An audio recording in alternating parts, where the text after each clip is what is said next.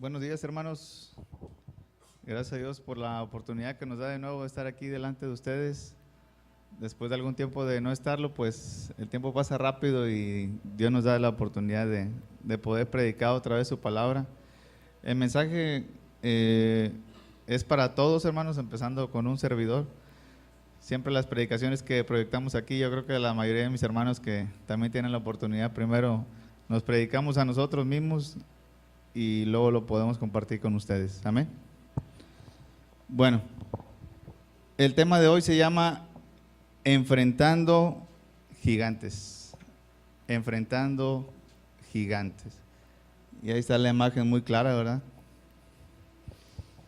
¿Cuál de los dos hombres que se ven ahí seremos nosotros? ¿El guerrero, el que se ve ahí como un hombre de guerra? ¿O el pequeño hombre que se ve ahí? Bueno, muy bien. Vamos a comenzar. Como introducción dice, sin lugar a dudas, la vida nos presenta retos, desafíos, pruebas, aflicciones y penas. Hay cada 5 o 6 años, cada 10 años, constantemente, hermanos. Los retos se nos presentan a diario, las pruebas son a diario. Habemos unos que no sabemos a quién recurrir para encontrar solución a tanta variedad de problemas y sentimos que el mundo nos asfixia con su mucho afán. Por otro lado, habemos otros que a pesar de todo podemos acercarnos al trono de Dios y postrarnos delante de Él para poder descansar ante su presencia. ¿Sí? Levante la mano quien ha creído en Cristo aquí. Amén. Nosotros somos del segundo grupo, hermanos, que podemos acercarnos al trono de Dios y venir ante su presencia a pedirle en oración que nos ayude. Amén. A rogar que nos ayude a resolver ese problema que tenemos. El enfrentar a un gigante no es más que tener un problema grandísimo delante de nosotros y que no vemos físicamente cómo se puede resolver. ¿Hay alguien aquí en esa situación? ¿Hay alguien que esté enfrentando a un gigante? Bueno, este tema es para todos, ¿verdad? Adelante. Dice, la palabra poderosa de Dios nos da guía y aliento ante toda prueba y nos exhorta a venir ante la presencia del Padre. Dice Hebreos 4:16. Vamos a leerlo todos, por favor. Acerquémonos, pues, confiadamente al trono de la gracia para alcanzar misericordia y hallar gracia para el oportuno socorro. La palabra clave están marcadas con negritas, dice la primera, acerquémonos. Acerquémonos al Padre, acerquémonos a Dios. Es el primer paso para tener una batalla de estas. Dice confiadamente, no dice temerosamente que nos acerquemos a Dios. Cuando yo voy con mi papá, pues a su casa, no voy con miedo, voy confiado porque voy a casa de mi papá. Llevo a mi familia a pasar el fin de semana ahí. Entonces, así igual Dios dice, acerquémonos, pues, confiadamente al trono de la gracia. ¿Quién se sienta en el trono, hermanos? Los reyes se sientan en el trono. Amén. Entonces, el Rey Dios, nuestro Padre, nos está diciendo que nos acerquemos a Él para alcanzar gracia, misericordia, para el oportuno socorro. ¿Qué será oportuno, hermanos? Imagínense si dijera ahí, y hallar la gracia para el tardío socorro. Dios llega tarde, hermano. Dios llega antes de que lo necesitemos. Dios llega a tiempo. Por eso dice, para el oportuno socorro. Cuando tú crees que ya no, ese problema no se puede resolver, pasa algo, recibes una llamada, recibes un mensaje y ¡zas! cambia todo. Esas cosas, ¿quién las hace? Solamente Dios, ¿verdad? Entonces, eso es lo que quiere decir oportuno socorro, Hebreos 4:16. Adelante. El día de hoy, a través de un pasaje bíblico, aprenderemos qué es lo que se necesita para enfrentar gigantes. Y no solo para enfrentarlos, sino para derrotarlos. Porque el Señor Jesús, antes de ascender al cielo, prometió estar con nosotros todo el tiempo, en las buenas y en las malas. Adelante. Dice Mateo 28:20, he aquí yo estoy con vosotros, ¿cuándo? Todos los días hasta el fin del mundo. Amén. Todos los días, hasta que se acabe nuestra vida o hasta que se acabe el mundo, lo que pase primero. Él ha prometido eso y fiel es el que prometió, amén. Entonces, estas palabras las dijo Jesús a sus discípulos antes de subir al cielo. He aquí yo estoy con vosotros todos los días hasta el fin del mundo, amén. Por las cosas que pasan a diario en nuestra vida, a veces pensamos que esto no es cierto, que Dios nos ha dejado, que Dios nos ha abandonado, pero no, hermanos. Nuestra confianza debe ser plena en Él, como decía el texto anterior, acerquémonos a Dios, confiadamente, en oración. ¿Sí? Adelante. ¿Cuántos de aquí, hermanos, conocemos la historia de David y Goliat? Levanten su mano. Y como somos la mayoría, levante su mano el que no la conozca. Levante bien su mano el que no conozca la historia de David y Goliat. Muy bien. Son poquitos, pero es importante que ahorita que la estudiemos, sea para ustedes que tenga un significado en su vida. ¿Sí?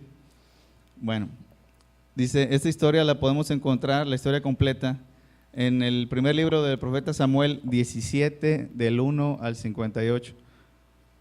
Por cuestiones de tiempo no la vamos a leer completa, vamos a ir viendo parte por parte, pero sí me gustaría que en su casa, el que esté enfrentando a un gigante, se tome el tiempo de leerla, de analizarla, de estudiarla y de guardarla para sí mismo y poder compartirla con los demás. Amén. Dice, vamos a ir viendo los puntos específicos de este pasaje bíblico muy conocido y vamos a ver primero el lugar. Aquí básicamente se iba a desarrollar una guerra entre el pueblo de los filisteos y el pueblo de Dios, el pueblo de Israel. Entonces, ¿dónde era el lugar? Dice primero de Samuel 17, del 1 al 3, los filisteos juntaron sus ejércitos para la guerra y se congregaron en Soco, que es de Judá, y acamparon entre Soco y Azeca, en Efes Damim. También Saúl y los hombres de Israel se juntaron y acamparon en el valle de Ela y se pusieron en orden de batalla contra los filisteos. Para los que no conocen la historia, Saúl fue nombrado rey de Israel. Fue el primer rey de Israel, el rey Saúl. Entonces salió el rey, en aquellos tiempos se acostumbraba que el rey salía con su gente, con sus hombres de guerra a la batalla, él iba al frente, porque él era el rey, era el líder. ¿Sí? Esto es un ejemplo de, por ejemplo, los jefes de ahorita que a veces dicen, haz esto, haz aquello, pero ellos no hacen mucho de lo que dicen, ¿verdad? Ellos mandan a que se haga. Pero aquí los reyes iban al frente de la batalla, dando el ejemplo a su pueblo. ¿Sí? Dice, y los filisteos estaban sobre un monte a un lado, e Israel estaba sobre otro monte al otro lado, y el valle entre ellos. Entonces, imaginémonos dos montañas que tienen cierta distancia entre una y la otra, y entre las dos montañas un valle, una parte plana, donde no había nadie. Los ejércitos estaban cada quien en su lado, esperando a dar el primer paso. Ustedes saben que la guerra es mucho de estrategia.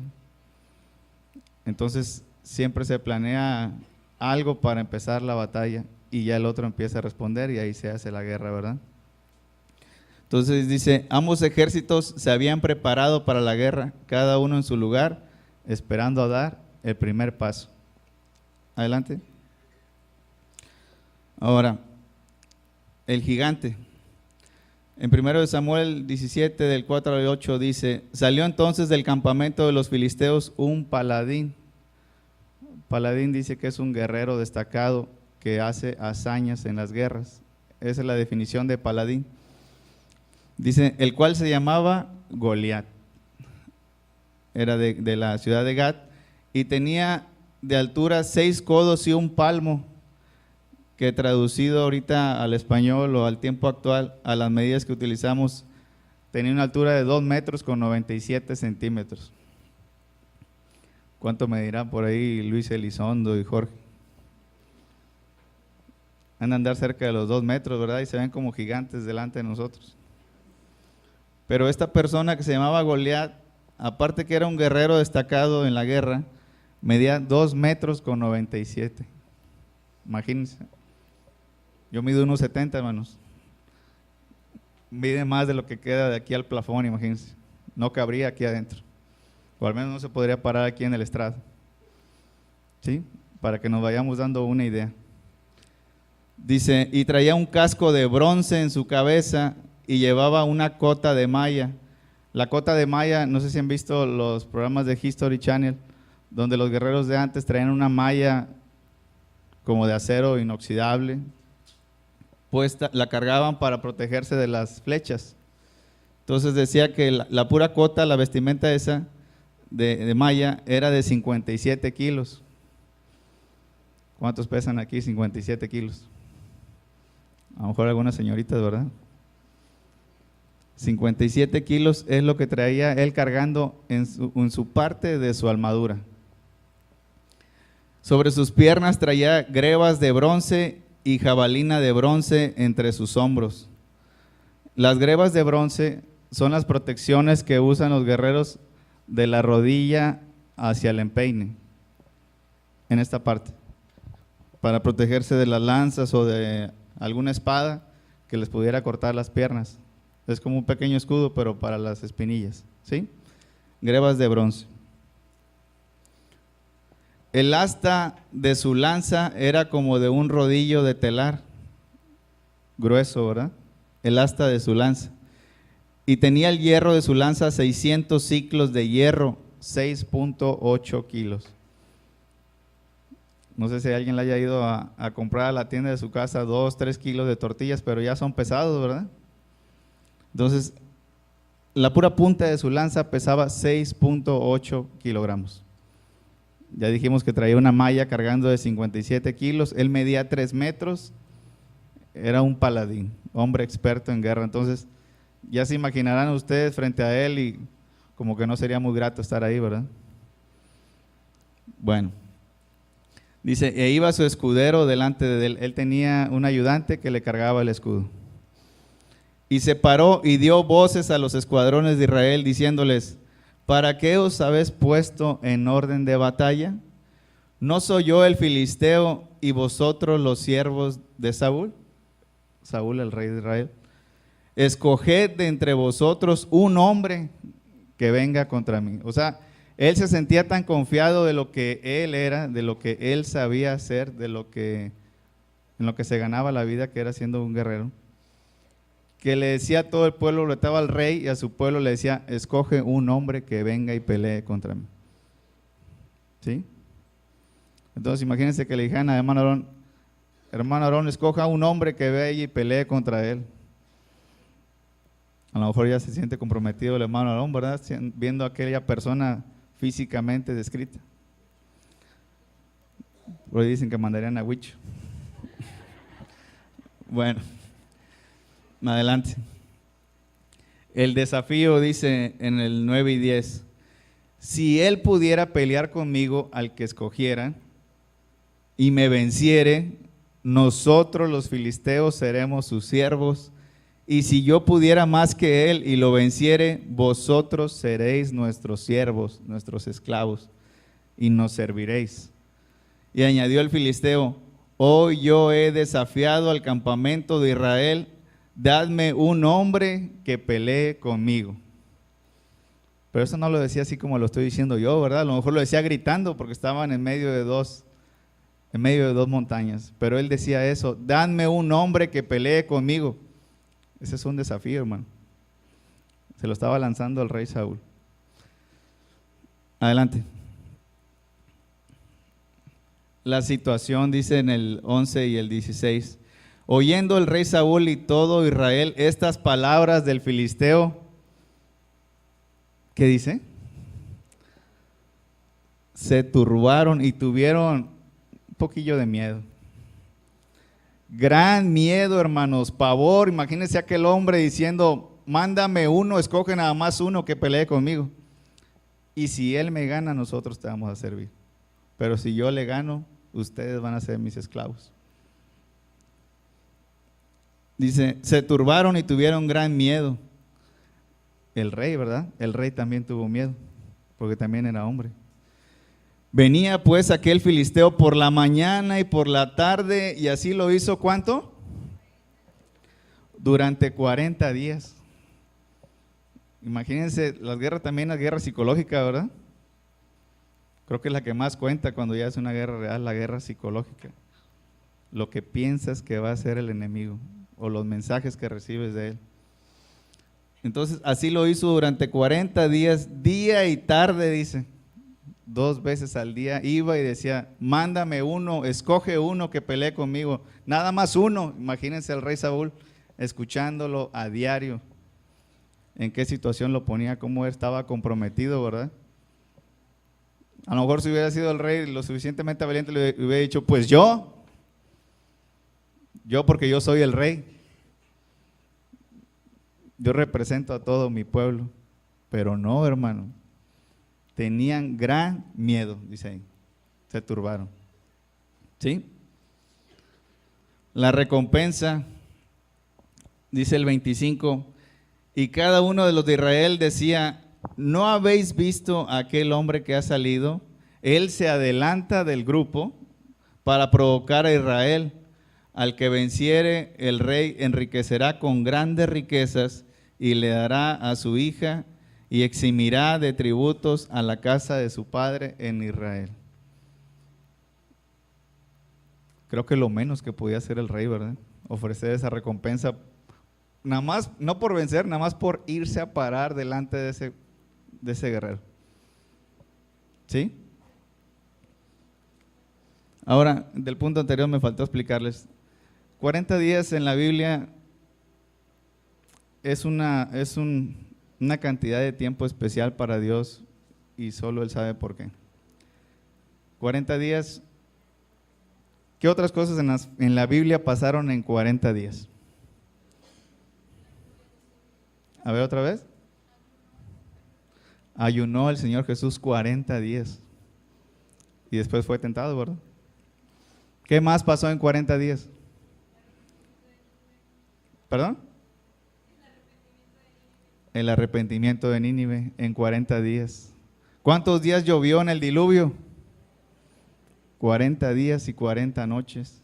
¿Cuánto tiempo estuvo Moisés en la montaña recibiendo los mandamientos de Dios antes de bajar con las tablas al pueblo?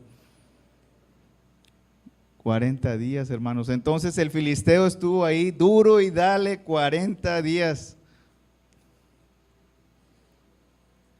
40 días es un tiempo de prueba, hermano. Es el tiempo que escogió Dios, Él sabe por qué. Y este filisteo en esta historia estuvo 40 días taladrando mentalmente, amedrentando al pueblo de Dios. ¿Sí? Esta era la recompensa, grandes riquezas. ¿Para qué querían riquezas si el que se enfrentara a él se iba a morir? ¿Quién iba a disfrutar de esa riqueza? ¿Para qué quería que le dieran a su hija si primero tenía que salir vivo de pelear con este tipo? ¿Para qué quería que le perdonaran los impuestos, que el SAT le perdonara los impuestos hoy en día si ya como quiera no iba a estar? Entonces esto era cualquier cosa lo que ofrecía el rey, ¿verdad? Adelante. El celo de Dios, dice en el 25. David, ahí nomás un poco de contexto, David no estaba participando en esa guerra, no era el de los que estaba en la montaña donde estaba reunido los guerreros israelitas. A él lo mandó su papá a dejar lonche a sus hermanos que sí estaban ahí en la guerra. David era el menor de 8 hermanos, su oficio era ser pastor de ovejas. con el rey Saúl se habían ido los 3 hermanos mayores de David a la guerra. Los 3 hermanos mayores también eran de los que se dice ahí que tuvieron gran temor y que también estaban turbados. Pues cómo no, ¿verdad? Cualquiera de nosotros estaría así. Entonces David fue a dejar lonche, fue a hacer un mandado que le pidió su papá. Ahora, fue casualidad que Isaí hubiera mandado a David a dejar lonche a sus hermanos a la guerra. Isaí le encargó que investigara si sus hermanos todavía estaban buenos y sanos, porque en la guerra hay ida, pero probablemente no haya regreso. ¿Sí? Entonces el muchacho David, que ya estaba ahí entre sus hermanos y ya les había repartido la comida que su papá les había mandado, dice: ¿qué harán al hombre que venciere a este filisteo y quite el oprobio de Israel? Porque ¿quién es este filisteo incircunciso para que provoque a los escuadrones del Dios viviente?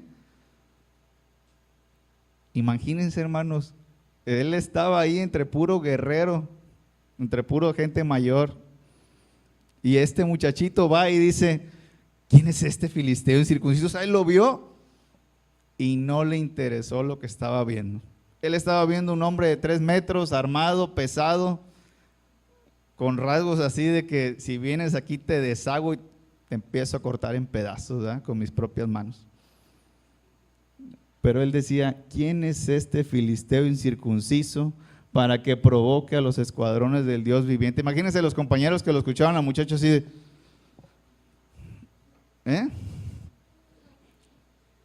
O sea, si yo estoy temblando de miedo y vienes tú a dejar un lonche a tus hermanos y estás diciendo eso.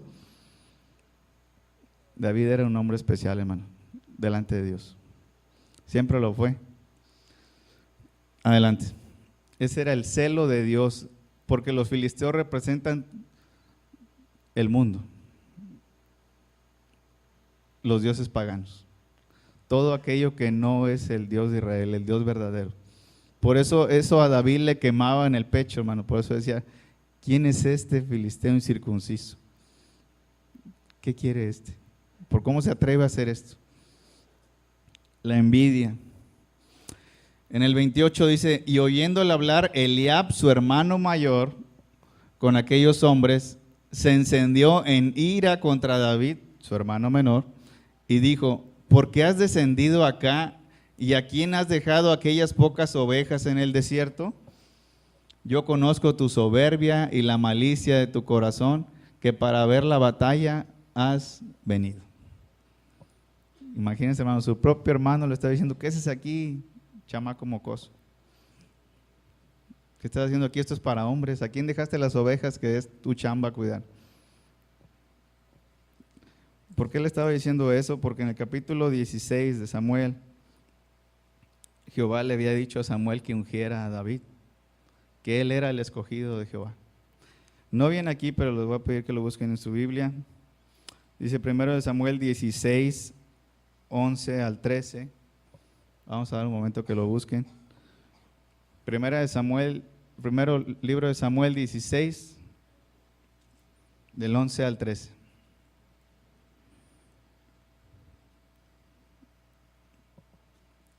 Dice así: entonces dijo Samuel a Isaí. Isaí es era el papá de David: ¿son estos todos tus hijos?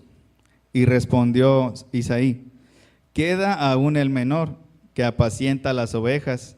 Y dijo Samuel a Isaí: envía por él, porque no nos sentaremos a la mesa hasta que él venga aquí. Envió pues por él y le hizo entrar, y era rubio, hermoso de ojos y de buen parecer. Entonces Jehová le dijo a Samuel: levántate y úngelo, porque este es. Samuel había ido expresamente a la casa de Isaí buscando un rey designado por Dios. Y cuando le presentaron a Eliab ante Samuel, el hijo mayor de Isaí, Dios le dijo que él no era. Dice, vamos a regresarnos un poquito al 6, ahí de primero de Samuel 16, dice: y aconteció que cuando ellos vinieron, o sea, los hijos de Isaí vinieron ante Samuel, y él vio a Eliab y dijo: de cierto, delante de Jehová está su ungido. Eso lo dijo Samuel, eso fueron palabras de Samuel. Delante de Jehová está su ungido. O sea, él vio al hermano mayor y dijo, este es el rey. ¿Y qué dice el 7? Y Jehová respondió a Samuel, no mires a su parecer, ni a lo grande de su estatura, porque yo lo desecho. A mí no me importa eso. Porque Jehová no mira lo que el hombre ve, pues el hombre mira lo que está delante de sus ojos, pero Jehová mira el corazón.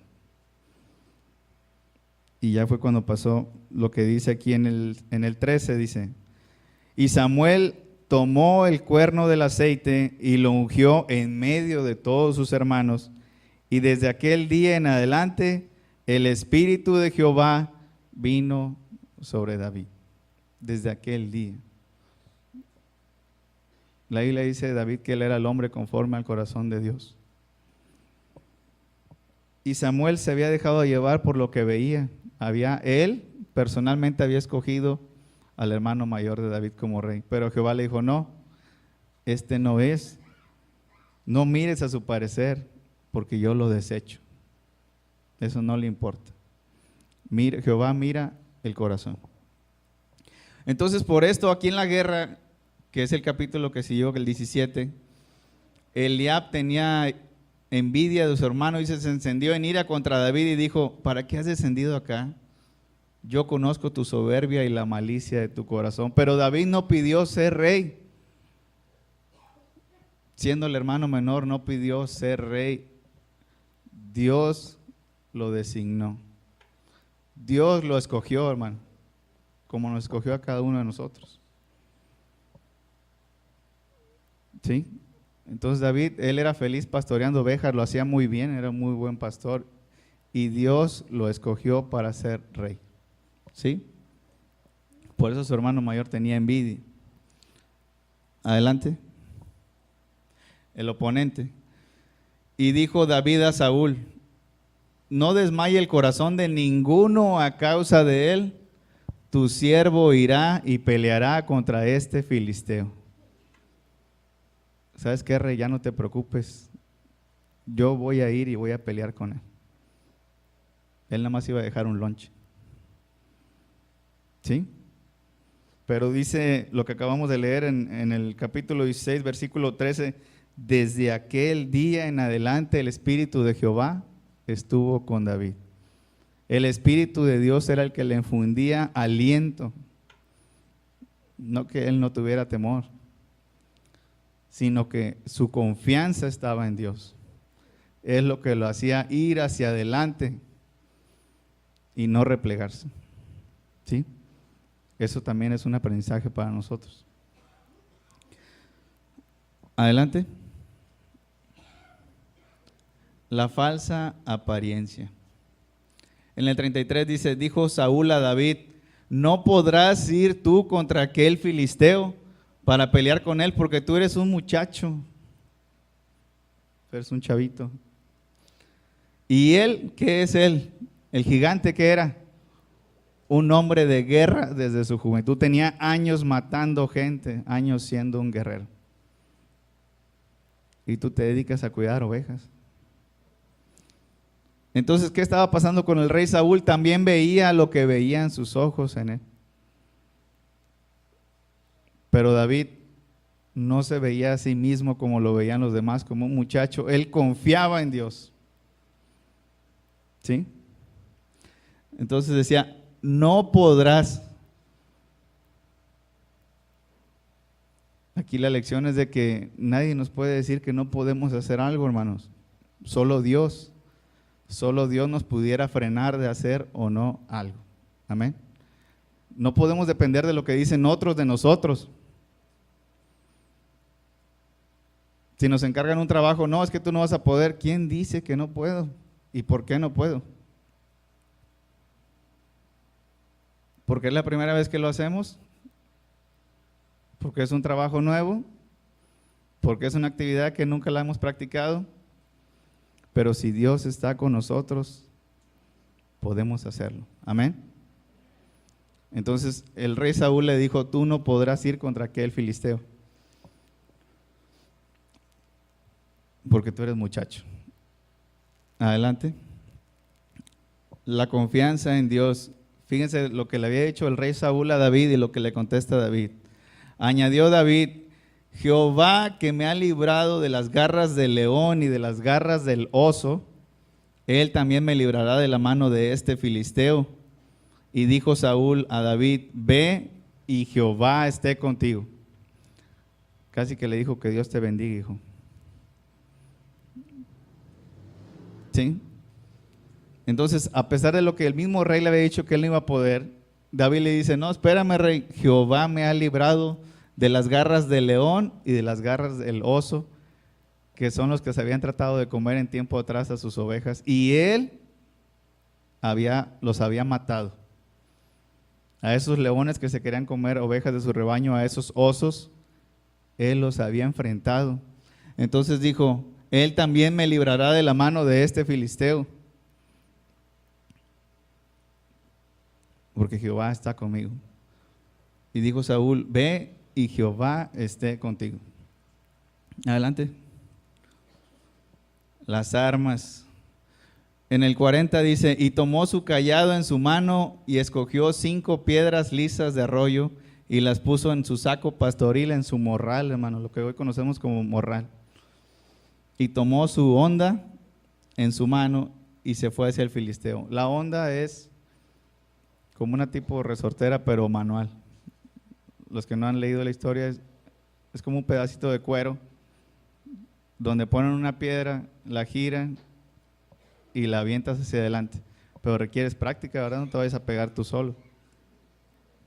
Entonces eso es lo que traía David, es lo que él usaba, su honda y unas piedras, pero él lo había practicado mucho tiempo. Antes de este 40, les voy a decir así breve, el rey había tratado de darle provisiones a David para que no fuera tan fácil su pelea contra Goliat. Aquí dice, lo pueden leer desde el 38, dice, y salió, y Saúl vistió a David con sus ropas y puso sobre su cabeza un casco de bronce y la armó de coraza, y ciñó David su espada sobre sus vestidos y probó a andar, o sea, probó a caminar con eso, porque nunca había hecho la prueba. Y dijo David a Saúl, yo no puedo andar con esto, porque nunca lo practiqué. Y David echó de sí aquellas cosas. Trataron de ponerle un casco y darle una espada, y él no podía andar con eso, nunca lo había hecho. Y no iba a empezar en ese momento que se iba a enfrentar con alguien, ¿verdad? Entonces dice que él echó esas cosas, las tiró, las desechó, porque iba a ser peor para él. Más que ayudarle, lo iban a perjudicar, lo iban a hacer más lento, menos ágil. Y en la guerra, si pierdes agilidad, estás muerto.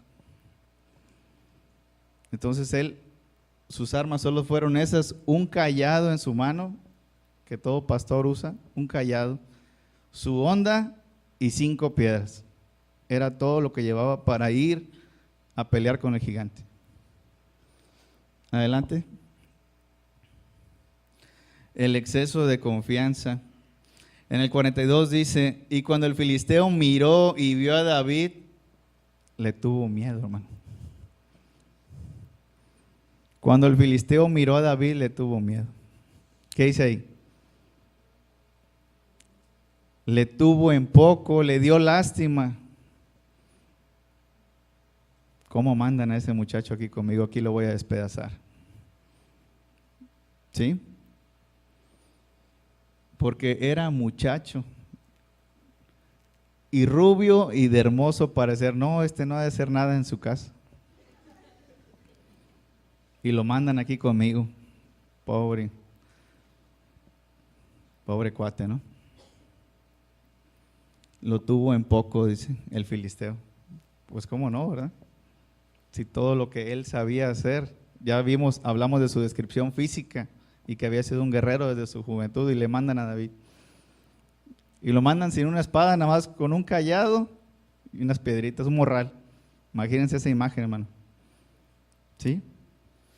Adelante. La provocación dice, y dijo el filisteo a David, ¿soy yo perro para que vengas a mí con palos? Y maldijo a David por sus dioses. Dijo luego el filisteo a David: ven a mí y daré tu carne a las aves del cielo y a las bestias del campo. Imagínese, hermano, que usted hubiera sido el que se hubiera acercado a ese gigante. Vente, mijo, y voy a dar tu carne a las aves del cielo. ¿A poco no le daría un miedo así, hermano? Pero un miedo atroz. Un miedo que a lo mejor lo dejaría sin habla. ¿Sí? Dice, soy yo perro, porque David iba con su cayado, ¿verdad? De madera. Soy yo perro para que vengas a mí con palos. Él se sentía todopoderoso, hermano. Se sentía que tenía ganada la batalla sin haberla comenzado. Adelante. La valentía. Entonces dijo David al filisteo: tú vienes a mí con espada y lanza y jabalina, mas yo vengo a ti en el nombre de Jehová de los ejércitos, el Dios de los escuadrones de Israel, a quien tú has provocado. El que tiene que preocuparse eres tú, Goliat. El que tiene que preocuparse de mí eres tú. Tú vienes a mí con armas y con toda tu habilidad, pero yo vengo en el nombre de Jehová de los ejércitos, el Dios de los escuadrones de Israel, a quien tú has provocado. Imagínense, hermano, el muchacho diciéndole eso, uno a uno, cara a cara. Por eso le puse la valentía. Adelante. La promesa y el testimonio. Fíjense lo que le prometió David. Jehová te entregará hoy en mi mano, y yo te venceré y te cortaré la cabeza. Y daré hoy los cuerpos de los filisteos a las aves del cielo y a las bestias de la tierra. Y toda la tierra sabrá que hay Dios en Israel. Amén. Y toda la tierra sabrá que hay Dios en Israel. Toda la tierra sabrá que Dios está con nosotros. ¿Quién dice amén, hermano?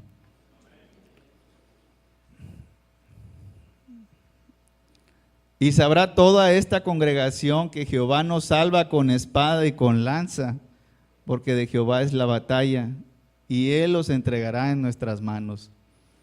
En su cara le estaba dando una promesa. Hoy te vas a morir, te voy a cortar la cabeza y voy a dar tu cuerpo como alimento de aves y de bestias. ¿Sí? Y toda la tierra sabrá que hay Dios en Israel. Eso es un testimonio. Toda la tierra sabrá que Jehová es mi Dios. ¿Sí? Ese era el testimonio y esa es la promesa. Adelante. La batalla. Y aconteció que cuando el filisteo se levantó y echó a andar para ir al encuentro de David, David se dio prisa y corrió a la línea de batalla contra el filisteo. ¿Han visto las películas de guerra donde ya uno a uno se ven de frente y empiezan a caminar hacia adelante los dos, empiezan a trotar y empiezan a correr ya para ir a la lucha cuerpo a cuerpo? Entonces imagínense ese momento, hermano. David y el Goliat gigante corriendo hacia él para despedazarlo. Y él también corriendo, dice, y David se dio prisa y corrió la línea de batalla contra el filisteo, y metiendo David su mano en la bolsa, en su morral, tomó de allí una piedra y le tiró con la honda.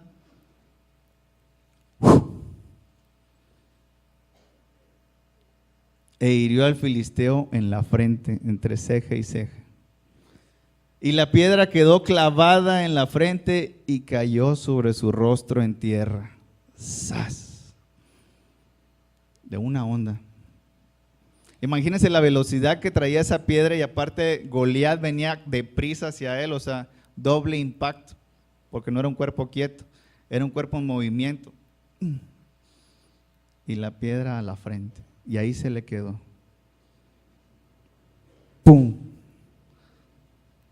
Como dicen, ¿verdad? Entre más grandes, más feo caen, ¿verdad? Este era un gigante. Adelante. Dice, así venció David al filisteo con honda y piedra, e hirió al filisteo y lo mató, sin tener David espada en su mano. Entonces corrió David y se puso sobre el filisteo, y tomando la espada de él y sacándola de su vaina, lo acabó de matar y le cortó con ella la cabeza, con su propia espada. El que a hierro mata, a hierro muere. Y cuando los filisteos que estaban en las gradas, porque los israelitas también estaban en las gradas viendo la batalla ahí abajo, vieron a su paladín, a su experto hombre de guerra, al que los iba a librar de la batalla, un solo hombre. ¿Qué dice ahí? ¿Se quedaron para pelear? Huyeron, hermanos. Les dio miedo. Imagínense aquel muchacho, con una honda mató a su gigante, y todavía se puso arriba de él, agarró su espada y le cortó la cabeza, como se lo había prometido. Era un hombre de palabra. Adelante. La victoria. Y David tomó la cabeza del filisteo y la trajo a Jerusalén, pero las armas de él las puso en su tienda.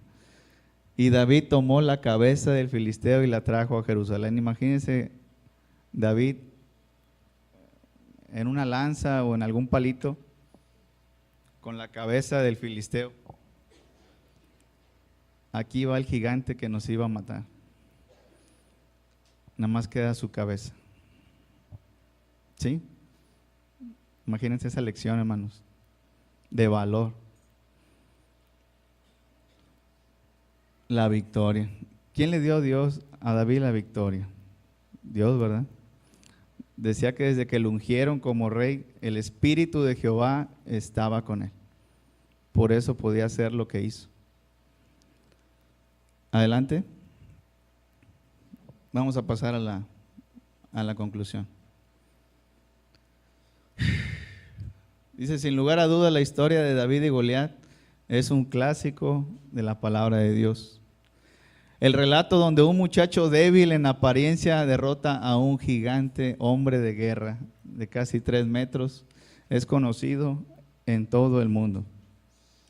El rey David, el ungido de Jehová, el hombre conforme al corazón de Dios, representando y llevando en sus hombros las esperanzas de toda una nación sobre aquel muchacho.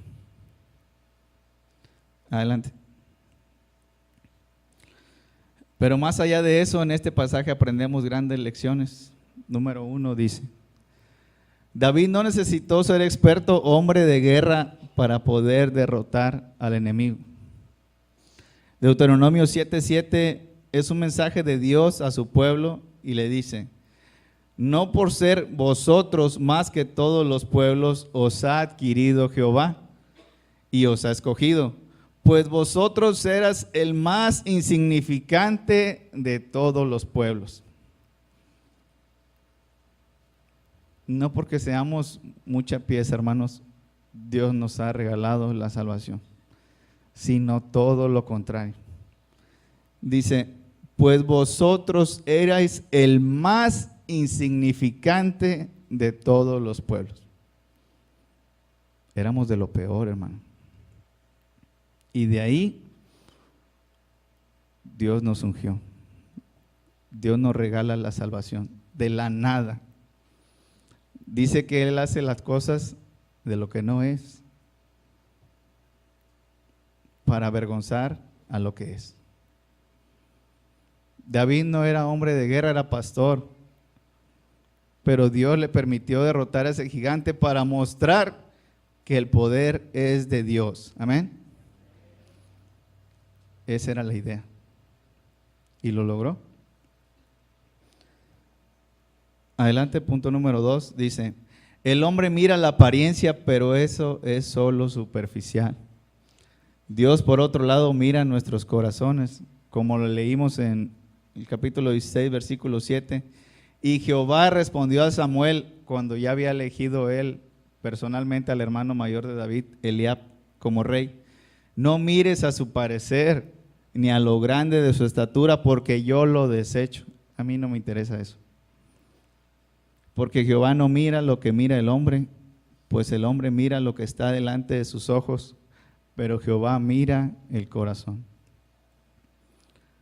Muchos de nosotros a lo mejor ahorita podemos tener una deuda muy grande que pensamos que no podemos pagar,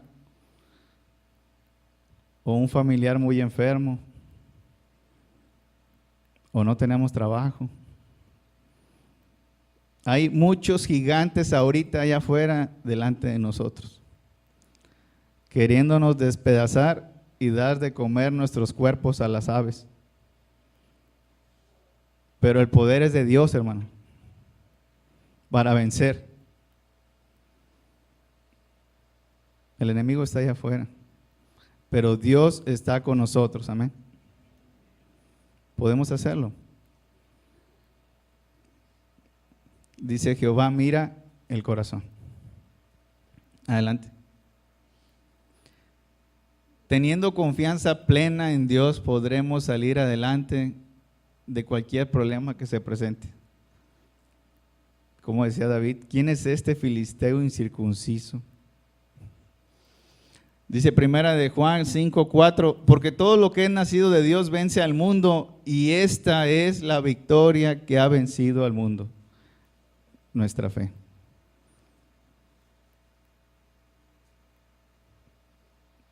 David llevaba un cayado, 5 piedras, una honda y un tarro enorme de fe, hermano.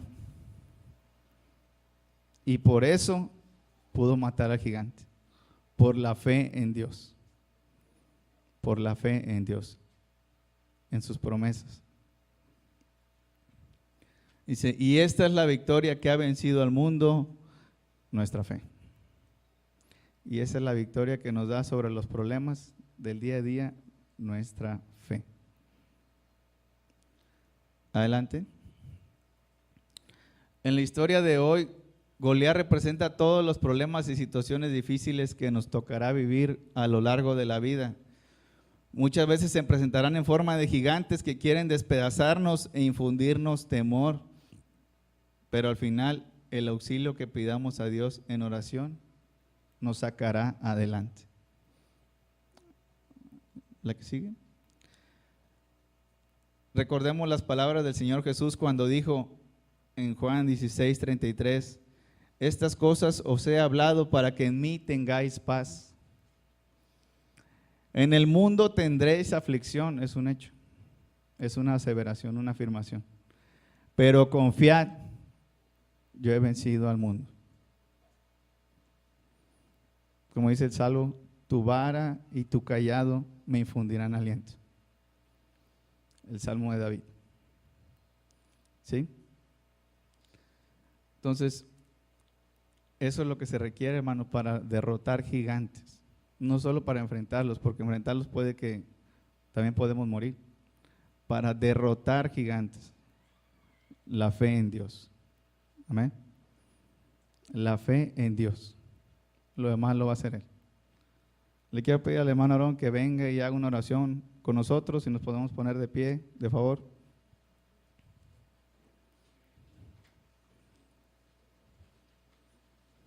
Y así brevemente un ejemplo de gigante era esta propiedad, hermanos. ¿Quién diría que una iglesia como nosotros, de nuestro tamaño tan pequeño, podíamos asumir tan grande compromiso? Sin embargo, se pudo, porque Dios es grande. Amén. Entonces vamos a pasar aquí con la mano para que haga una oración. Padre nuestro, gracias por tu palabra que hemos escuchado, que nos